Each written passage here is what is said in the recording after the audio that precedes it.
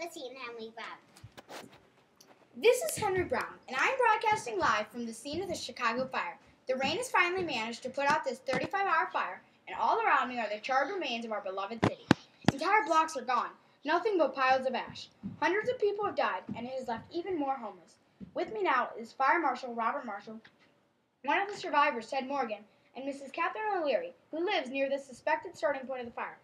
Now, Chief, we understand that the rain has put out most of the fire so far. Is this true? Yes, this is true. Our sources tell us that most of the city is gone. What caused the fire to spread so fast? On the night of the fire, winds ranged from 35 to 40 miles per hour, and most buildings in this city are made of wood. And remember, we haven't had rain in weeks, so this city was real dry.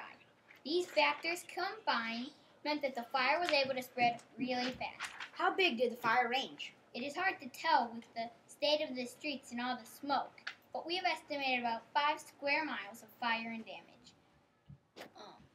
It appears to stretch from Fullerton on the north to Taylor Street on the south. Any idea at this point of a cause? Was it arson?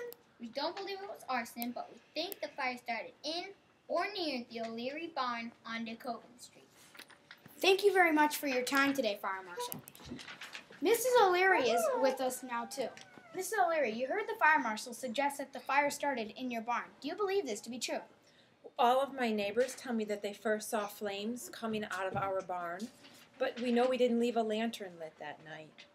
Nobody saw it start, so there's really no way to tell if it was in our barn or not. Daniel Sullivan is one of your neighbors, correct? And he was the first to sound the alarm when he saw the flames, so we can assume it started on your property. Yes, we know Daniel, but we were in bed at 8 that night. We had to get up early to milk the cows and make our milk deliveries, so we didn't see or hear anything until that alarm went off. By then, there were flames all around us, and we couldn't tell where it had all started. One of our survivors is here with us, too. Ted Morgan survived, but unfortunately, his wife did not. Mr. Morgan, our condolences on your loss. Thank you. How were you able to survive and not your wife? My wife and I were both down by the lake when the fire hit.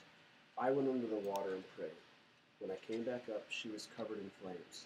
It's like the fire floated across the water. What did you see out there?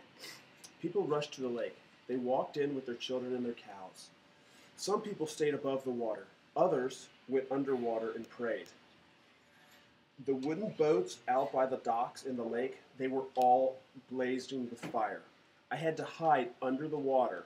Many people were jumping into dugout graves or running up by the water tower.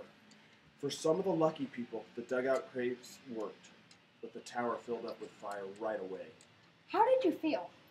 It was really scary. I had to navigate my way around the city, and I've lived here for almost 22 years.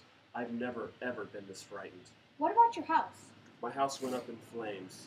I was hoping to rebuild my home here in Chicago, but I'm going to go to my sister's house in Michigan now and wait a little while. There's nothing here for me right now. Well, that's it for now. It's hard to imagine that our city will ever be the same.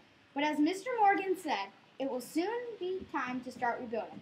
Live from West DeKoven Street, I'm Henry Brown. Good night.